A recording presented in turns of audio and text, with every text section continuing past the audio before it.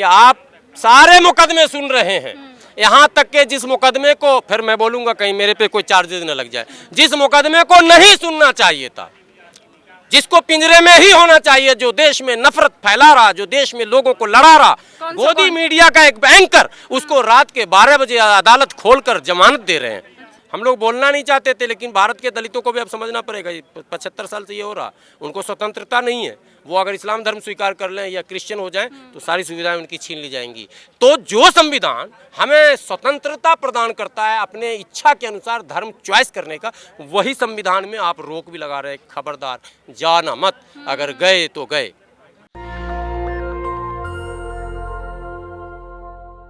स्वागत है आपका नेशन दस्तक में। मैं हूं आपके साथ फरीन सफी। इस वक्त हम मौजूद हैं जंतर मंतर पर। आप यहां देख सकते हैं ये जो लोग यहाँ प्रदर्शन कर रहे हैं, यहाँ पे लिखा आरक्षण से दूर मेरा क्या कसूर, दलित मुस्लिम को एससी में शामिल करो। ये यहाँ पे लोगों की मांग है और पूछते हैं इन्हीं लोगों से कि इनकी और क्या मांग है। सर, जो आज प्रदर्शन आप लोग यहाँ कर रहे हैं तो उसका क्या मतलब है और किस लिए आप लोग यहाँ प्रदर्शन कर रहे हैं?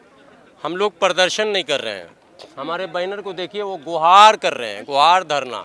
हम तो विनती कर रहे हैं, रिक्वेस्ट, अपील, गुजारिश, मैं और जिन भाषाओं में जो कुछ कह सकें, भारत के उच्चतम न्यायालय जो दीनहीन भारत के तमाम नागरिकों का अंतिम उम्मीद, उससे आगे तो कुछ है ही नहीं। अब उच्चतम न्यायालय के बाद तो कोई रास्ता ही नहीं बनता।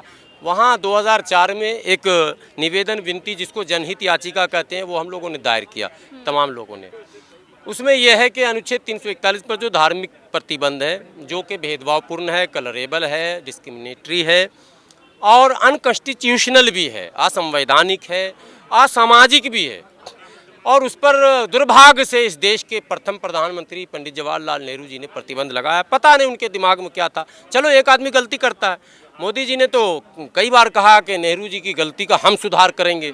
370 पे भी आपको याद होगा, तब भी हम लोगों ने मेमोरेंडम दिया था, देखिए ये प्रधानमंत्री जी को, और कहा था कि आप तो अच्छे प्रधानमंत्री हैं, सबका साथ, सबका विकास, सबका प्रयास। तो ज़रा सा नेहरू जी की एक और गलती है, अनुच्छेद 341 पर उन्होंने धार्मिक प्रतिबंध लगाया, उसमें भी सुधार कर दीजिए। मोदी जी वहाँ रुक गए। हालांकि बहुत जब हम लोग हल्ला किए तो नवंबर में जब बाबरी का फैसला आना था, उससे पहले 96 पेज का एक जवाब, जो कि 2011 से पेंडिंग था, केंद्र सरकार नहीं दे रही थी, वो मोदी सरकार ने दिया तो कोर्ट में, लेकिन वो बहुत हद तक फेवर में नहीं था। और जो इशू फ्रेमिंग हुआ था, सुप्रीम कोर्ट ने जो बातें चिन्हित की हैं, जिन बातों की ओर इशारा किया सुप्रीम कोर्ट ने, वो जवाब में ऐसा कुछ दिखा नहीं। बहरहाल सरकार है, जवाब दे दी, हम लोगों ने स्वीकार कर लिया। अब हमारा कहना है कि आपने जवाब तो पा लिया, जो भी पाया सुप्रीम कोर्ट से। तो जब जस्टिस रंजन गोगोई जी थे तब भी हमने निवेदन किया था, उसके बाद बीच में ठाकुर साहब थे तब भी किया था, और रमन्ना जी हैं, फिर हम लोग आए हैं, और हम लोग ये कह रहे हैं कि आप सारे मुकदमे सुन रहे हैं, यहाँ तक के जिस मुकदमे को, फिर मैं बोलूँगा कहीं मेरे पे कोई चार्जेस न लग जाए, जिस मुकदमे को नहीं सुनना चाहिए था, जिसको पिंजरे में ही होना चाहिए, जो देश में नफरत फैला रहा, जो देश में लोगों को लड़ा रहा, गोदी मीडिया का एक एंकर, उसको रात के 12 बजे अदालत खोलकर जमानत दे रहे हैं। नाम लेने की जरूरत नहीं है। रात रात में अदालतें खुली हैं, चली हैं, लोगों को न्याय मिला है, तो फिर करोड़ों दलित मुसलमानों के लिए अदालत दिन में भी क्यों बंद है? अदालत के दरवाजे गरीब मुसलमानों के लिए क्यों बंद किए गए?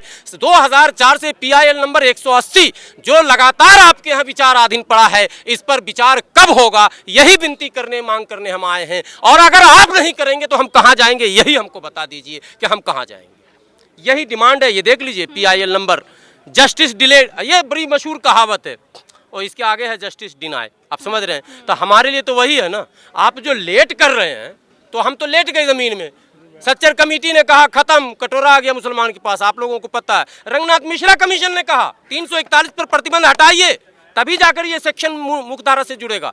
नहीं सुना गया। कुड्डू कमीशन की रिपोर्ट, सारी रिपोर्टें आई हुई हैं, अब किसका इंतजार कर रहे हैं? मैं सरकारों से क्या मैंने गिला शिकवा करूं? जब अदालतों का ये रवैया होगा तो अविश्वास का वातावरण बनेगा, जो कि एक परिपक्व लोकतंत्र के लिए सही नहीं है। लोकतंत्र में न्याय की मंदिर कहा जाता है जिसे, और अटूट आस्था जिस पर है, हर आदमी सोचता है। वो जॉली LLB फिल्म में देखा होगा, जज का जो की भूमिका में जो लोग बैठे हैं, पता नहीं उनका नाम क्या है, वो आखिरी में जब फिल्म समेटा जा रहा है तो यही कहकर वो बंद करते हैं, इतने लाख, वो पूरा डेटा भी देता है, वो पेंडिंग है, ये है। और तब भी देश में एक परंपरा है कि आपस में झगड़ा होता है, बोलता है तुमको कोर्ट में देख लेंगे। हम लोग भी कोर्ट में देख लेंगे बोल रहे हैं, लेकिन किसको कहें हम कोर्ट में देख लेंगे? हमने सरकार को कहा कि कोर्ट में देख लेंगे, कोर्ट ने कहा तुमको हम ही देख लेंगे, जाओ बैठे रहो। कितने साल हो गए आज? 18 साल। यही गुहार लगाने आए हैं आप लोग के माध्यम से। कहीं हमारे जस्टिस साहब के पास ये बात जा रही है तो मैं समझता हूँ कि उनको इस ओर ध्यान देना चाहिए। बहुत बड़ी आबादी धोबी नाई में जो है, बंजारा में शिकार, मिरासी, नट, बक्को, डफाली, अंसारी, मंसूरी, राइन, हलालखोर, इतनी बिरादरियाँ हमारे यहाँ जो पेशेवर बिरादरियाँ, वो पेशा जिस पेशे को 341 में समायोजित किया गया है, मैं दूसरा पेशे की बात नहीं कर रहा हूँ, तो वैसे पेशेवर बिरादरियों को आप हैंड टू माउथ छोड़कर आप विकसित राष्ट्र बना लेंगे। आप विश्व गुरु बनना चाह रहे हैं और करोड़ों लोगों को मुख्यधारा से पीछे रख रहे हैं।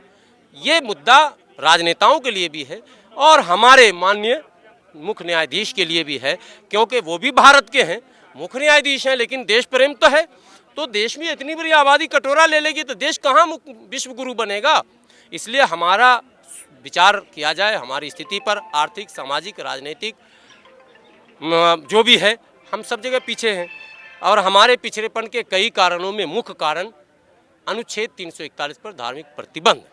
इन मुख्य कारणों को की ओर रंगनाथ मिश्रा जी ने भी इशारा किया, सच्चर कमेटी जी ने भी इशारा किया, दूसरे कमीशनों ने भी इशारा किया। तो सब लोगों ने बता ही दिया कि हमारे पिछड़ेपन के कारणों में मुख्य कारण ये है, तो मुख्य कारण का निवारण किया जाए। जब हमारे शरीर में रोग है और कहा दिया गया कि टीबी से या कैंसर से मामला है, तो पहले स्टेज पर कैंसर है दवा दीजिए, दूसरे स्टेज पर ऐसा स्टेज आ जाएगा कि फिर दवा भी काम नहीं करेगा। तो हम लोग अभी पहले स्टेज पर हैं, विनती कर रहे हैं, दवा चाहिए, दवा दीजिए, इलाज कीजिए, समाज मुख्यधारा से जुड़ जाएगा, आपको दुआ देगा, उनके बच्चे आपको दुआ देंगे, दुआ आशीर्वाद भी ले लीजिए और देश के लिए एक अच्छा कदम उठा लीजिए। ये भी 341 धारा में कौन कौन से समुदायों का भी शामिल कर दिया गया और कौन कौन से बच्चे हैं?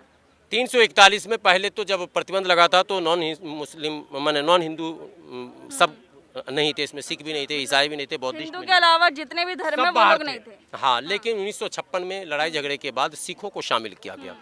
1990 में बौद्धिस्ट बहुत दिन से प्रयास कर रहे थे, साउथ में लड़ाई भी हो रही थी, सड़क पर भी और कोर्ट में भी, लेकिन सफलता मिल नहीं रही थी। बीपी सिंह की सरकार में रामविलास पासवान, रामदास अठावले जैसे लोग और कई लोग थे, हालांकि आजकल वो सब उधर चले गए खेमे में। इन लोगों के प्रयास से जो है बौद्धिस्टों को शामिल कर लिया गया। ये एक अच्छी बात है कि बौद्धिस्टों को शामिल किया गया, हम लोगों ने स्वागत किया, लेकिन मुस्लिम और ईसाइयों को आज भी इससे दूर रखा गया। हम लोग का मानना है कि दलित मुस्लिम और दलित क्रिश्चियन दोनों को इसमें इंक्लूड कीजिए। ठीक है, बल्कि प्रतिबंध ही हटाइए। प्रतिबंध का, इस प्रतिबंध से हिंदू दलितों पर एक प्रतिबंध है, वो प्रतिबंध ये है कि आपको वहीं रहना है। खबरदार जो आप इधर आ गए, आप समझ रहे हैं बात, अगर आप इधर गए तो आपका वो छीन लेंगे। यानी धार्मिक स्वतंत्रता उनकी खतरे में है। हम लोग बोलना नहीं चाहते थे, लेकिन भारत के दलितों को भी अब समझना पड़ेगा। 75 साल से ये हो रहा, उनको स्वतंत्रता नहीं है। वो अगर इस्लाम धर्म स्वीकार कर लें या क्रिश्चियन हो जाएं तो सारी सुविधाएं उनकी छीन ली जाएंगी। तो जो संविधान हमें स्वतंत्रता प्रदान करता है अपने इच्छा के अनुसार धर्म चॉइस करने का, वही संविधान में आप रोक भी लगा रहे, खबरदार जाना मत, अगर गए तो गए। ये भी एक बात है इसी में। तो ये प्रतिबंध ही गलत है, असंवैधानिक है, अनकॉन्स्टिट्यूशनल है ये। और आर्टिकल 14, 15, 16 और 25 जो मौलिक अधिकार है उसका वायलेशन है, खुला उल्लंघन है। इस पर विचार सुप्रीम कोर्ट को करना चाहिए। 341 के जरिए जो हमारे मौलिक अधिकार है उनका हनन हो रहा है। जो व्यक्ति जैसे रहना चाहे रह सकता है, फिर उस पर प्रतिबंध क्यों? प्रतिबंध क्यों? मेरी मर्जी, मैं मुस्लिम रहूं, सिख रहूं, ईसाई रहूं, जैन रहूं, पारसी रहूं, मैं मस्जिद जाऊं, मंदिर जाऊं, गुरुद्वारा जाऊं, चर्च जाऊं, भाई स्वतंत्र भारत है ना। तो स्वतंत्र भारत में धार्मिक प्रतिबंध मतलब इनडायरेक्टली फिर वही बात, तालिबानी फरमान है ये क्या? हमको आप बांध रहे हैं रस्सी से, तुम इधर नहीं जाओगे, तुम उधर नहीं जाओगे, तुम ये काम नहीं करोगे। धार्मिक स्वतंत्रता और जो अपनी निजी स्वतंत्रता वो छीन ली गई। 75 वर्षों से हम भुक्तभोगी हैं। तो सवाल ये पैदा होता है कि जिस संविधान का डंका पूरी दुनिया में बज रहा, उस संविधान के साथ ये मजाक जो लोग भी कर रहे हैं गलत कर रहे हैं। देश के और लोगों को भी इस लड़ाई में हमारे साथ आना चाहिए और सुप्रीम कोर्ट से भी और सरकार से भी सबको मिलकर इसके साथ ये मांग करनी चाहिए कि प्रतिबंध समाप्त होना चाहिए। तो देखा आपने जो 341 धारा है उसमें जो प्रतिबंध लगा हुआ है, इन लोगों का कहना है कि वो प्रतिबंध हटना चाहिए, क्योंकि संविधान जब सबको स्वतंत्रता देता है वो किसी भी धर्म को अपना सकता है, कैसे भी रह सकता है, फिर ये सुप्रीम कोर्ट की तरफ से प्रतिबंध क्यों नहीं हटाया जा। तो ये साफ यहाँ पे लिखा हुआ भी है, जस्टिस डिलाइट PIL नंबर 180 2014 में जो इन्होंने केस डाला था वो अभी तक उसकी 2004 में जो इन्होंने केस डाला था अभी तक उसकी सुनवाई नहीं हो रही है। इतने साल बीत जाने के बाद भी सुप्रीम कोर्ट में उसकी सुनवाई नहीं हो रही है।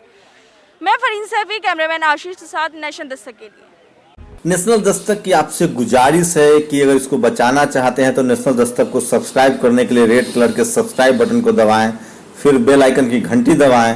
नेशनल दस्तक को बचाने के लिए बहुत जरूरी है कि हर खबर को शेयर करें, लाइक करें, कमेंट जरूर करें।